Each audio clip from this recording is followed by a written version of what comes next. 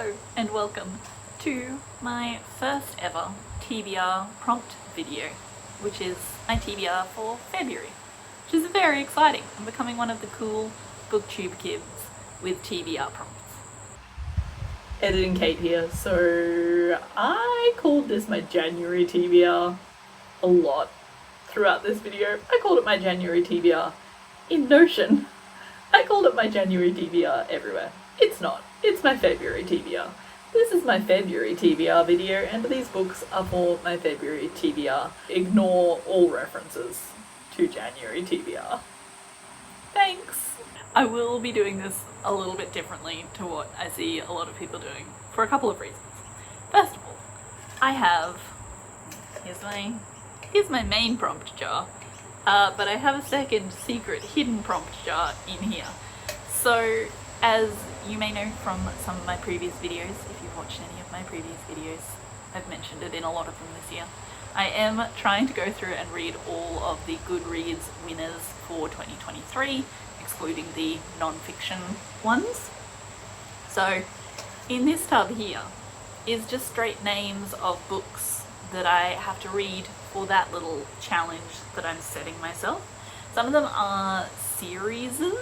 So a couple of the Goodreads winners were the second or third book in a series, and I hadn't read the previous books in that series. So I still have to read the first books to those series before I can read the actual Goodreads winner. Unless, of course, I really hate the first book, then I'll probably just DNF it and talk about how I didn't like the first book. But a couple of the prompts in here, most of them will just be straight book titles. A couple of them will be a series title. I have actually put a number on the series ones just so I can keep track of which ones I've pulled out and take things out as I potentially read them outside of pulling it from my TBR. But the number doesn't mean that book number. Alex Stern number 2 doesn't mean I have to read Alex Stern number 2. It just means that it's the second prompt I have in there and I will read Alex Stern number 1. The problem that I have with this is that I'm trying to borrow a lot of these out of the library rather than buying them, especially the ones that are less the sort of genre that I would normally go for. But of course I can't actually predict when my library holds are going to be available. So this may be a bit of a bust. I don't know. We'll see. A couple of them I will potentially buy if they come up on my prompts. There are some that I really don't want to buy, so I don't know. We'll see how this goes. This could be a complete disaster. So yeah, that's my first little point of difference to what most people are doing. The other difference that I have being that I don't actually have that much of a physical TBR. Let me have a look.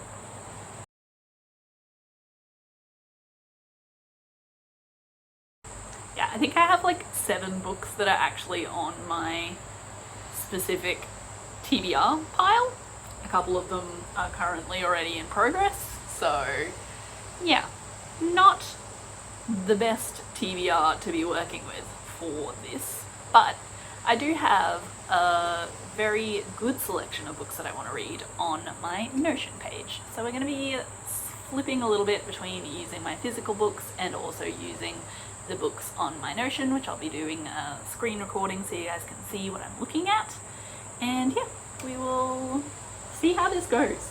I watched somebody else's first TBR prompt video the other day and they were talking about how they were nervous. I'm like, why would you be nervous? That's so weird. But I'm now nervous, so you know, there's that. What I think I'm gonna do, I want to pull at least 2 books out of this little fella. I'm thinking maybe 4 out of my main prompt tub. I'm not 100% sure. I was reading about 1 book a week. I think I was doing 1 book every 8-ish days on average around November, December last year, which is when I sort of decided I was probably going to do this. But this month I've read a lot of books. I'm going to have to actually check my Notion to see how many books I've read this month. I've read a lot of books this month, and that does come from me having the first week of the month just on holiday, which was lovely, very nice. But I've read a lot of books this month, so maybe I need to go a little bit higher. But I don't want to go too high, you know? I don't know. Anyway, we're going to see how we go, how I'm feeling. So I'm going to grab my laptop, I'm going to check how many books I read this month as a bit of an indication of what I've got going on. So So I am in the process of transferring the way I'm doing my Notion over from one database to another database. So it's a little bit of a mess right now, but we're gonna make it work. I will be creating views as we go, and we're gonna figure it out. So let's have a look at what we have read this year.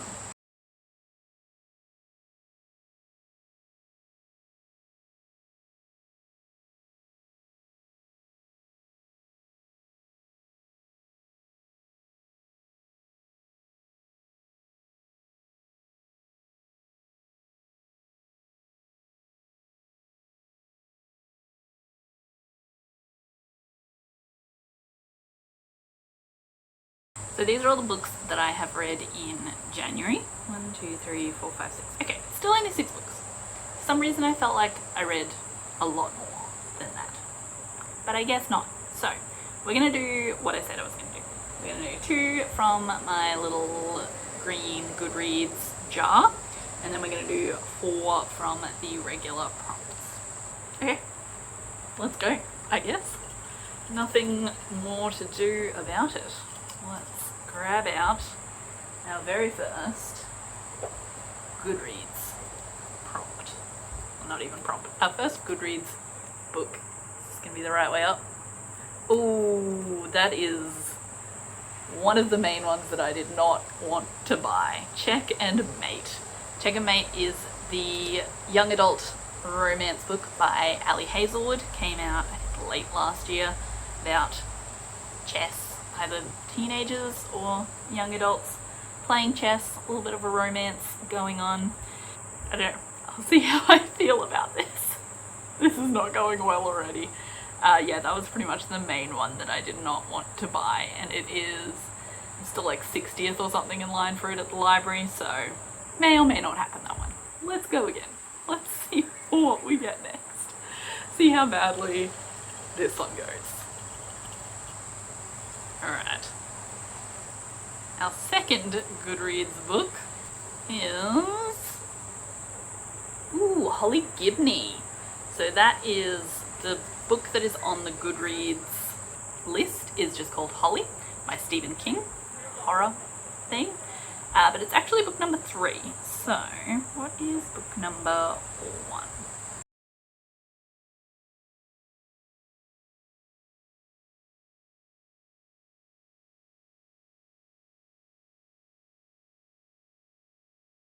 I think The Outsider might be the first one.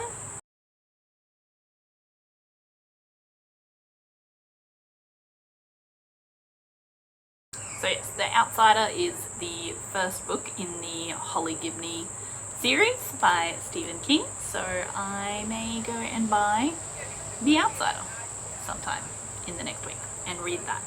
I think I'm just going to cheat a little bit here, because that one, I'm okay with buying that one. Not super thrilled about it. It's also one that is possibly very close to being ready at the library, so I might try to hold off on that one. But I'm just going to switch out Check and Mate. I'm sorry, Check and Mate. I'm going to switch you out, because I do have another book for the Goodreads that is already here. So, which I don't think I'll be finished this month. I could be finished at this month, but I don't think I'll be finished at this month. Where is it? And no, I'm not going to pretend that this is actually what I pulled out. I'm being honest here. Check and Mate is not a book that I would like to buy, because I don't think I'm going to like it. I have low expectations for Check and Mate. At least for me. Like, if you're into romance and young adult, then that's fine, go for it. But not for me. I am swiping out Check and Mate for In the Lives of Puppets, because it's right here and I'm only this far through it. So I'm probably still going to be reading that in February. It's currently the 30th of January, by the way, just so we're all aware of what's going on. So it's currently the 30th of January. So I only have the rest of today and tomorrow to finish that book, which I don't think I'll do. So I'll be finishing in February, so I'm going to count it as my February one. If any of my other books come up at the library, then there's a chance I'll try to read more of the Goodreads books, but I currently have all of the Goodreads winners that I want to read on hold at the library. So just so we're all on the same page, if any of them pop up, I will be going to grab them. All right, we're jumping onto the real TBR prompts. This is the bit where we get fun, potentially difficult, interesting things. So let's see, what have we got here? Woo-hoo. A book that takes place in a library. Ooh, interesting. Okay. I'm gonna have to do a little bit of research to figure out what this will be. I was hoping maybe Elantris was set in a library, but I don't think so. So, I think what I'm gonna go with should be like adding these to a thing. Let's do that. So the outsider we're gonna add to reading challenge.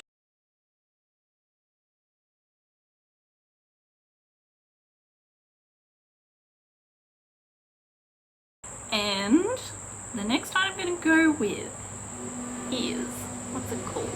The Atlas Paradox. That's what I'm gonna go with. So I read the Atlas 6 last year. So yeah, I'm ready to move on in that series. It wasn't my favourite book in the whole world, but I am curious to continue the series. Technically, I don't know that it's actually set physically in a library.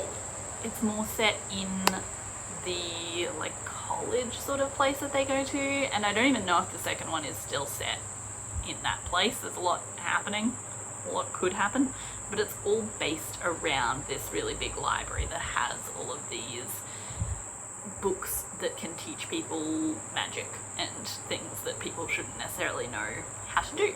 So we're going to add that Atlas Paradox onto the TBR. Okay, let's just have a read of the thing. So 6 magicians were presented with the opportunity of a lifetime. 5 are now members of the society. 2 paths lie before them. All must pick a side. Alliances will be tested, hearts will be broken, and the Society of Alexandrians will be revealed for what it is. A secret society with raw, world-changing power, headed by a man whose plans to change life as we know it are already underway. So they're all like wizards, witches, magicians. So that's 6 magicians. So yeah, I think that one probably fits the prompt. I don't know. We're gonna find out when we read it. I don't want to completely spoil it. So I'm going to assume that it revolves around the library still in some way. So we're going with it. Next prompt.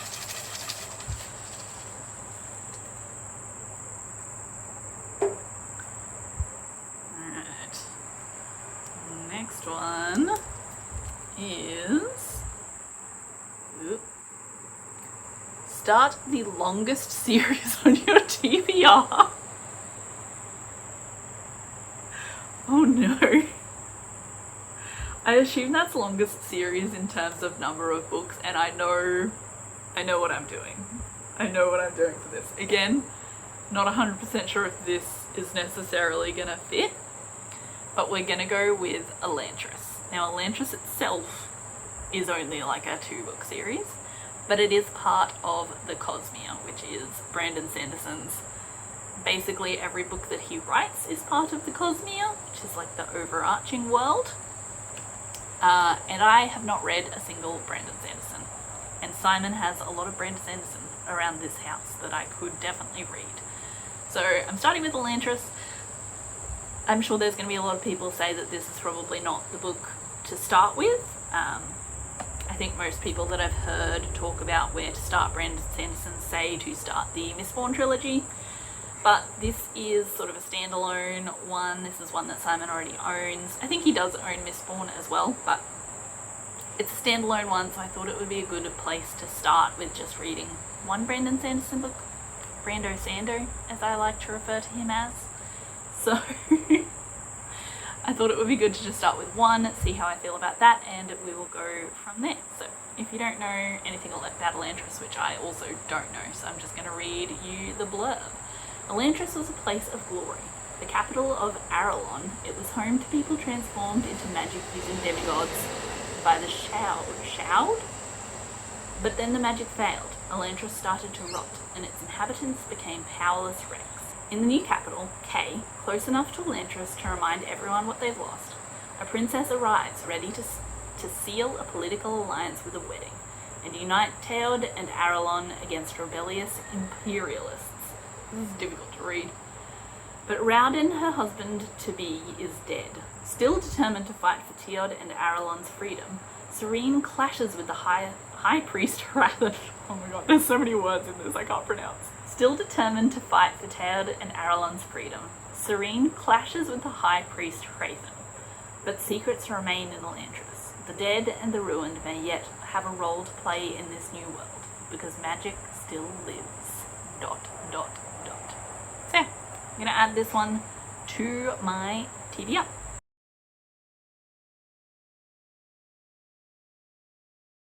Alright, that's 2. That's 2 of that type, 4 total. Let's grab 2 more. Not at the same time. Let's grab 1 more, and then we'll grab another 1 more after that. Alright, ooh, a graphic novel. Okay, I know what I'm doing for this one as well. I have 1 graphic novel in the house. Well, technically 1 graphic novel series. It's not on my main list, so I'm gonna have to go and grab it. Give me a second.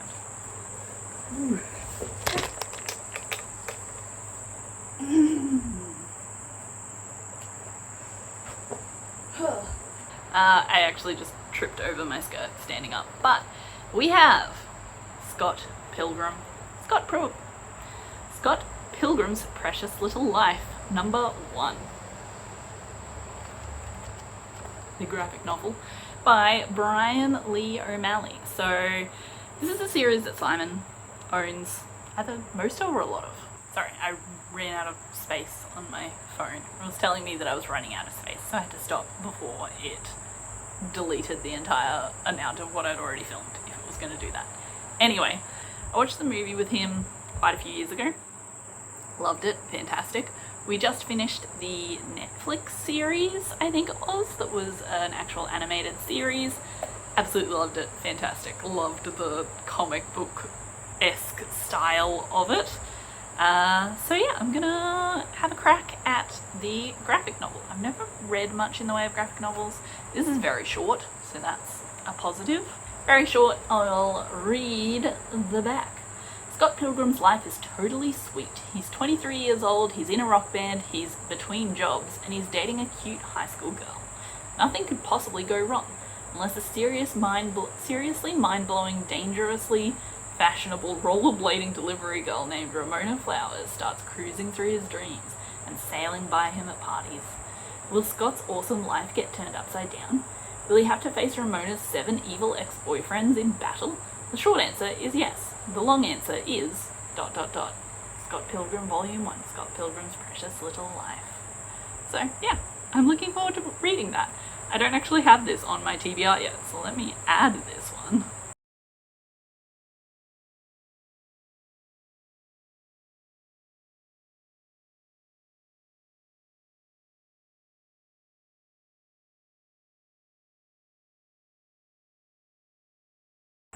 That should be basically all that I need for now.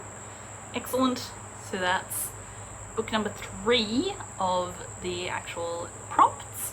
Got 2 of my actual physical TBR on here, so that's good. Well, technically 3, including In the Lives of Puppets, which I 100% cheated for. Anyway.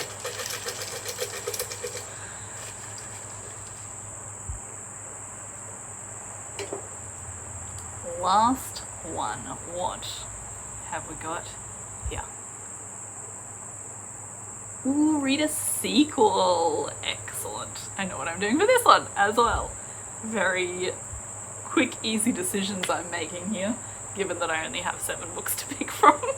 Alright, we are going to read A Court of Mist and Fury by Sarah J. Maas. I read ACOTAR last year, Court of Thorns and Roses, for anyone who is not familiar with the series or the internet in general.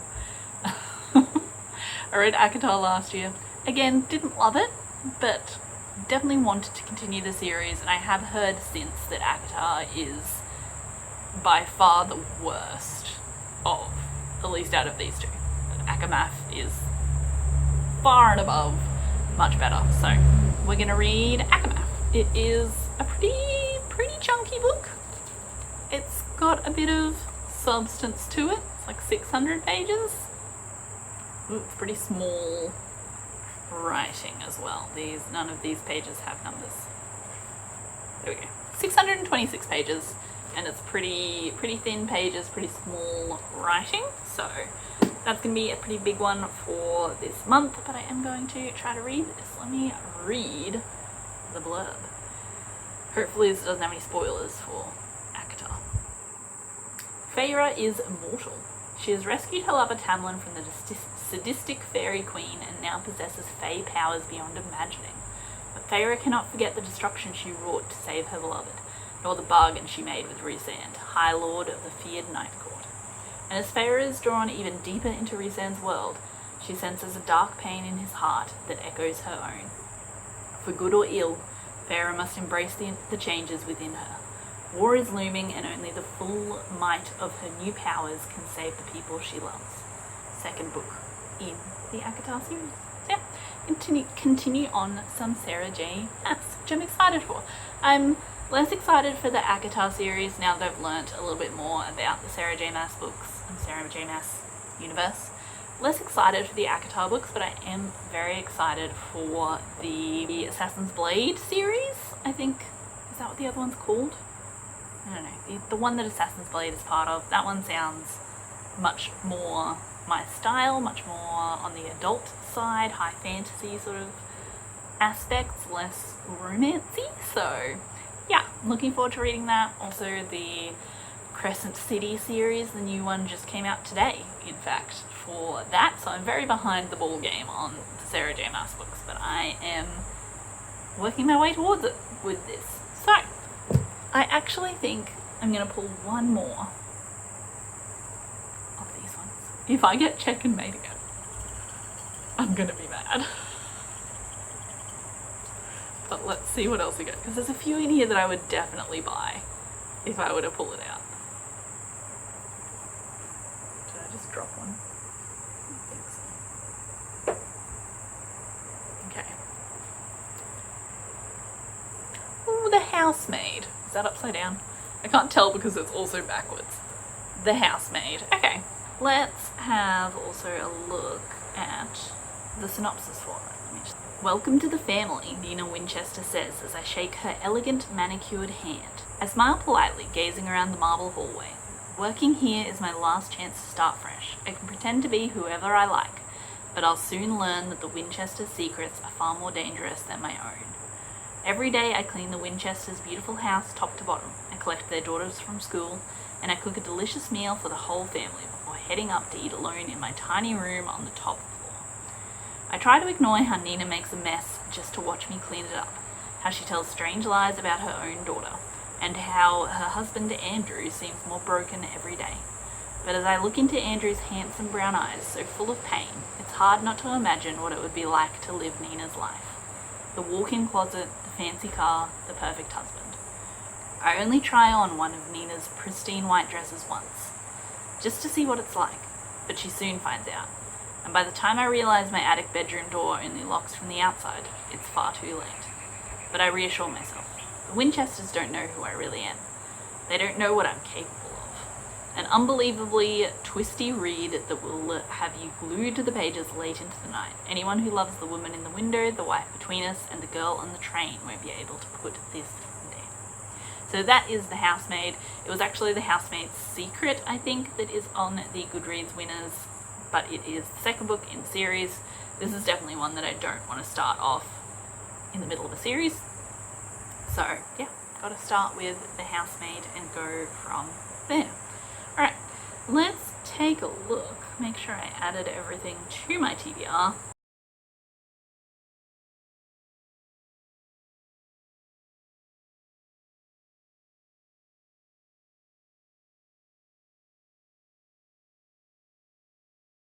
Okay, so we have, for just a bit of a wrap up of what we've got going on, I don't have the photo for Scott Pilgrim, but here you can see the rest of what I've got going on here.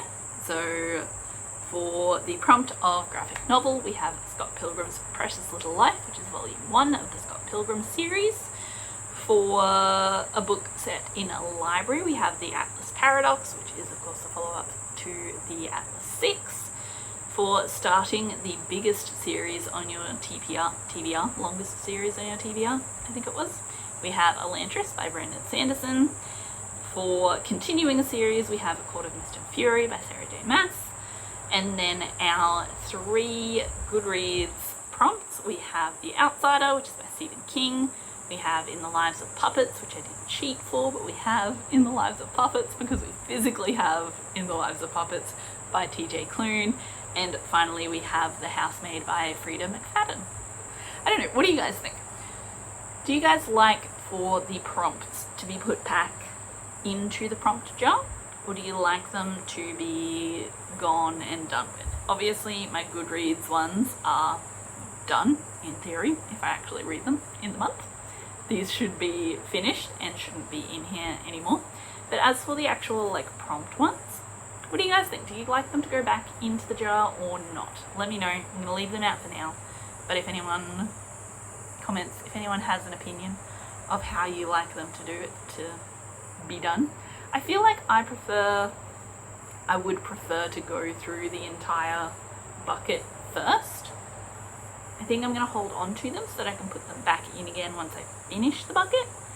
But I feel like I would like them to make it through the entire bucket, you know? My jar that's a bucket. Anyway, that is my TBR for the month of February. I'm pretty excited about most of these. I only have a few that I have to buy, which is great. Trying to avoid buying too many books at the moment. I spent a lot of money on books in the latter half of last year, and I'm trying to be better this year, so we're going to not try to buy too many, and yeah, we're gonna try to read my way through these. Of course, I'm gonna be starting with In the Lives of Puppets, because I am already in the middle of that. I also currently have The Life-Changing Magic of Tidying Up, also on loan from the library, but as an ebook. So I'm working my way through that one as well. So picking 7 was probably too ambitious, now that I think about it, especially since there's only 29 days in the month. But that's what we've got. This way I can sort of pick and choose a little bit what I'm reading, what I'm focusing on, and if I don't feel like reading any of these, I just read a different one. So if you want to stick around and see how these books go throughout February, I will of course be doing a review of my February reading once we get to March, and I'll also be doing a review of all the books I read in January, which, spoiler alert, includes both Fourth Wing and Iron Flame. So if you want to see what I thought of those, subscribe so that you can watch my next video, which will be my review of my January books that I read in January. So yeah. If you enjoyed this video, don't forget to like and subscribe to the channel for more booktube content and also just a bunch of lifestyle content. And we're going to be looking at my 2024 goals this month as well. So yeah, stick around. Love to have you back. I also never know how to do outros, so yeah, that's it. Goodbye.